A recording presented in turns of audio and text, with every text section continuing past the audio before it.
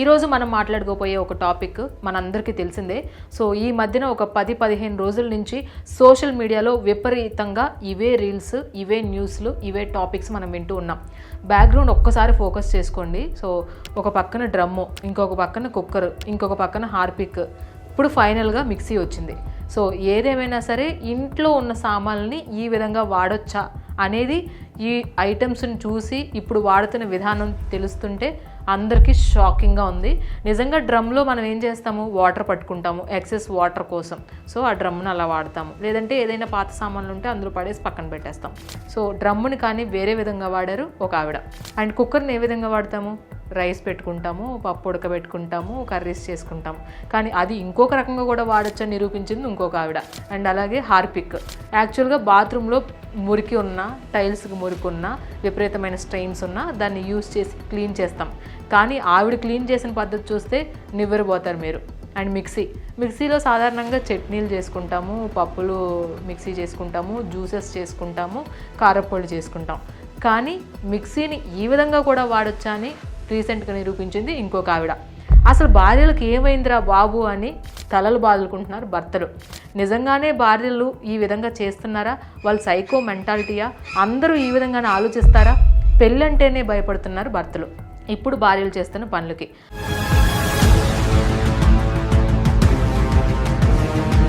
వీటన్నిటిని యూజ్ చేసి డ్రమ్ములు చూసుకున్నట్లయితే 15 ముక్కలు చేసి పూడ్చిపెట్టింది ఒక ఆవిడ. అండ్ అలాగే కుక్కర్లో ముక్కలు చేసి ఉడకపెట్టింది ఇంకొక భార్య. అండ్ అలాగే హార్పిక్ నరాల్లోకి ఎక్కించి చంపింది ఒక భార్య. ఏంటి, నల్లగా ఉన్నాడని ఒక భార్య ఒక భర్తను చంపేసింది సుపారీ ఇచ్చి. చికెన్ కూర వండలేదని భర్తను చంపేసింది. భర్త రోజు తాగుచ్చి కొడుతున్నాడని కరెంట్ షాక్ ఇచ్చి చంపేసింది ఒక భార్య. అండ్ అలాగే ప్రియుడు కోసం భర్త అడ్డుగా ఉన్నాడని ఎవరికీ తెలియకుండా ఇంట్లోనే రోకల బండితో తలపగల కొట్టేసి చంపేసి అక్కడ వాకిట్లో భర్తను పూడ్చి చేసి మళ్ళీ యథావిధిగా వాకిల్ని చేసి అక్కడే కల్లాపి చల్లి ముగ్గేస్తుంది ఇంకో భార్య. అండ్ అలాగే అక్రమ సంబంధానికి భర్త అడ్డుగా ఉన్నాడని, దాదాపుగా 12 ఏళ్ల పాటు ప్రేమించిన భర్త అడ్డుగా ఉన్నాడని చెప్పి ఆ భర్తని ఇంట్లోనే చంపేసి మహారాష్ట్ర బార్డర్కి తీసుకెళ్ళి అక్కడ పాతేసింది ఒక ఆవిడ. అండ్ అలాగే ప్రియుడు కోసం భర్తను చంపేసి ఇంట్లో బాత్రూంలో పాతేసింది. సరే బాత్రూంలో పాతేసింది కదా, బాత్రూమ్ క్లీనర్స్ ఏం చేసినాయి మరి, బాత్రూమ్ పైనుంచి ప్రియుడు కోసం ఒక భార్య భర్తను తోసేసి నరాల్లోకి హార్పిక్ ఎక్కిచ్చేసింది. సరే ఇవన్నీ బాగానే ఉన్నాయి. కుక్కర్లో ఒక భార్య పోట్లాడి భర్తతో విభేదాలు తెచ్చుకొని కుక్కర్లో ఉడకబెట్టింది, అదొకటి న్యూస్. తర్వాత ఇంకొకటి ఇప్పుడు రీసెంట్గా నిజంగా మిక్సీలు చూస్తే దడదడలాడిపోతున్నారు. మిక్సీ సౌండ్ ఇరిటేటింగ్గా ఉంటుంది. ఇంట్లో ఎప్పుడైనా భార్యలు ఇంట్లో మిక్సీ ఆన్ చేస్తే భర్తలు వచ్చి ఏంటా సౌండ్ అంటారు. కానీ ఆ భర్త అందులో మిక్సీ అవుతాడని ఎవరన్నా అనుకుంటారా? కానీ ఇప్పుడు అదే జరిగింది.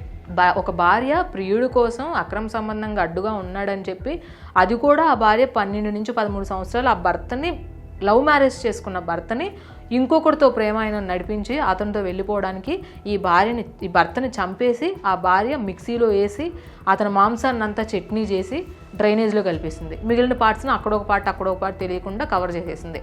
సో ఇవన్నీ చూసుకున్నట్లయితే పెళ్లి మీద ఆశలు చచ్చిపోతున్నాయి యువతకి. సో పెళ్ళంటేనే భయపడిపోతున్నారు. పెళ్లి చేసుకుని ఆ పిల్ల చేతిలోనో లేదంటే పిల్ల తల్లిదండ్రుల చేతిలోనో చచ్చే కంటే అసలు పెళ్లి చేసుకోకుండా ఉండిపోవడమే నయమని అందరూ అనుకుంటున్నారు. నిజంగా మాట్లాడుకోవాలంటే సో ఇది ఇంతవరకు మనం ఎక్స్ప్లెయిన్ చేసిన తీరు చూసుకున్నట్లయితే ఏదో ఇది మనం జోక్ అనుకోవచ్చు, కానీ కాదండి, అందులో చాలామంది జీవితాలు ఉంటున్నాయి. సో ఎంతో ఇష్టంతో ఎంతో ప్రేమానురాగాలతో ఒక బంధంలోకి ఎంటర్ అవుతారు. కానీ కొన్ని అనివార్య కారణాల వల్ల కొంతమందికి సెట్ అవుతుంది, సెట్ అవ్వదు. సో నిజంగా కలిసి ఉండలేకపోతున్నారు అనుకోండి, ఎవరి లైఫ్ వాళ్ళు చూసుకోవాలి. ఎవరి లైఫ్ వాళ్ళు చూసుకోండి. చక్కగా కోర్టులు ఉన్నాయి, సెక్షన్లు ఉన్నాయి, పోలీస్ స్టేషన్లు ఉన్నాయి, మనకి కావాల్సిన హక్కులు ఉన్నాయి, చట్టాలు ఉన్నాయి. నిజంగా ఇష్టం లేకపోతే కోర్టు వరకు వెళ్ళండి, ఇద్దరు మ్యూచువల్గా విడిపోండి, డివోర్స్ తీసుకోండి, ఎవరికి ఇష్టం వచ్చిన వాళ్ళని పెళ్లి చేసుకొని మళ్ళీ హ్యాపీగా న్యూ లైఫ్ని స్టార్ట్ చేయండి. ఒకవేళ పిల్లలు ఉన్నారనుకోండి, ఆ పిల్లల బాధ్యత మీరైనా తీసుకోండి, లేదంటే తండ్రికైనా అప్పచెప్పండి. సో ఎవరు కాదంటారు? ఇప్పుడు నిజంగా చచ్చిపోవడం కంటే అలా విడిపోయి ఎవరి బతుకులు వాళ్ళు బతకడం నయం కదా. ఎవరి చేతిలోనో ఇప్పుడు ఎవడో ప్రేమించినోడి చేతిలోనో సుఫారీలు పెట్టించి చంపించే కంటే వాడితో మీరు వెళ్ళిపోండి, హ్యాపీగా డివోర్స్ తీసుకొని మీకు కావాల్సిన వాడితో వెళ్ళిపోండి. సో ఈ విధంగా చేయాల్సిన అవసరం ఏముంది? ఏకంగా ఒక భార్య అయితే భర్తతో పాటు అత్తమామలు కూడా అడ్డుగా ఉన్నారని ముగ్గురిని ఏకంగా ఖతం చేసేసింది. సో ఇవన్నీ చూసుకున్నట్లయితే సో సమాజంలో బంధాలు ఏమైపోతున్నాయి, ప్రేమానురాగాలు ఏమైపోతున్నాయి, నిజంగానే కొన్ని సంవత్సరాల నుంచి ఒక 10-15 ఏళ్ళ నుంచి రిలేషన్స్ అధ్వానంగా తయారవుతున్నాయి, మనకు అది తెలుసు. సో ఏదో చిన్న చిన్న గొడవలతో విడిపోతున్నారు. సరే నిజంగా మెంటాలిటీ ఎవరి ఇండిపెండెన్స్టీ వాళ్ళకి వచ్చేసింది, ఎవరి కాళ్ళ మీద వాళ్ళు బతకచ్చు అనే కాన్ఫిడెన్స్ వల్ల మేము ధైర్యంగా బతకగలం అని కొన్ని నెలల క్రితం వరకు ఎలా ఉండేదంటే ఒక 5-6 సంవత్సరాల క్రితం ఎవరికై వాళ్ళిద్దరూ జాబులు చేసుకుంటూ ఉంటారు. సో ఫైనాన్షియల్గా మేము బాగున్నాం అంటారు. బయటకు వెళ్ళిపోతే నేను బతుకుతాను అనే ధోరణిలో డివోర్సులు తీసుకొని ఎవరి కాళ్ళు విడిపోయేవాళ్ళు. కానీ ఇప్పుడు అలా వెళ్ళట్లేదు. ఇంట్లోనే తిష్ట వేసుకొని ఆ ఇంట్లో ఆస్తి కోసమో మరి ఆ ఇంట్లోనే ఉండాలి అడ్డుగా ఉన్నారని చంపేయడమో ఇవన్నీ ఎలా ఉన్నాయంటే మనుషుల యొక్క మానవత ఏ విధంగా మానవత్వం అనేది క్రూరంగా మారుతుంది అనేది కళ్ళకు కట్టినట్లు కనిపిస్తున్నాయి. సో ఇన్ని ఇన్సిడెంట్స్ అనమాట. రీసెంట్గా మిక్సీలో ఒక ఆవిడ వాళ్ళ ఆయన్ని చంపేసి, అది కూడా ప్రేమించిన భర్తని చంపేసి మిక్సీలో వేసి మిక్సీ చేసి డ్రైనేజ్లో కలిపేసింది. సో ఎంత దారుణం అండి. సో వింటుంటేనే మనకి ఎంత భయంకరంగా ఉంటుంది. మరి అక్కడ ఆ ప్లేస్లో ఉన్న వ్యక్తులకి ఇంకెలా ఉంటుంది, ఎంత బాధను భరిస్తున్నారు వాళ్ళు.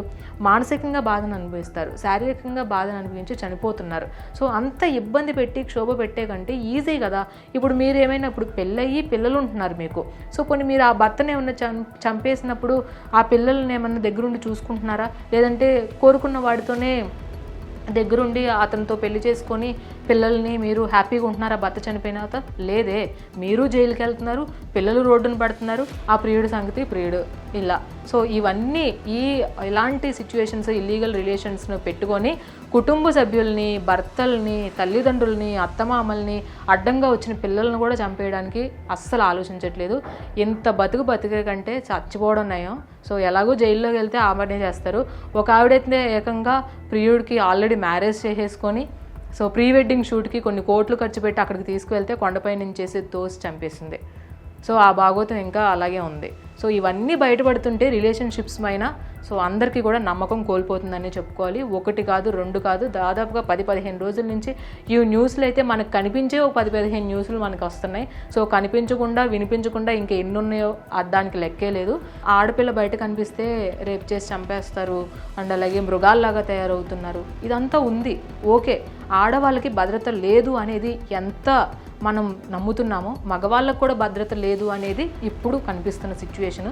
సో ఈక్వల్గా ఇద్దరు కూడా ఇబ్బంది పడుతున్నారు. సో అంత బాధపడి, అంత భయపడి, అంత కష్టంగా రిలేషన్షిప్లోకి వెళ్ళే కంటే సో హ్యాపీగా సాల్వ్ చేసుకొని ఎవరి లైఫ్ వాళ్ళు చూసుకోవడం బెటర్. సో ఇవన్నీ సిచ్యువేషన్స్ చూసుకున్నట్లయితే సో భవిష్యత్ రిలేషన్షిప్స్ పైన, భవిష్యత్ మ్యారేజెస్ పైన, భవిష్యత్ తరాల ఫ్యూచర్ పైన సో అందరికీ కూడా ఒక పెద్ద క్వశ్చన్ మార్క్ ఉంది. ఏదేమైనప్పటికీ భర్తలు జరభద్రం.